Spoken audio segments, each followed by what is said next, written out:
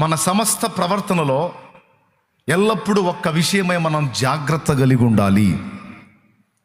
ఏమిటి ఆ విషయం అంటే, దేవుని దృష్టి ఎదుట మన నడత, దేవుని కళ్ళ ముందు మన జీవితం జాగ్రత్తగా ఉండేటట్టు చూసుకోవాలి.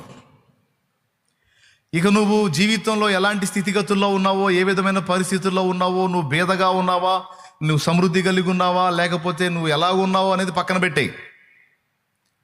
అది నువ్వు ఆలోచించాల్సిన విషయం కాదు.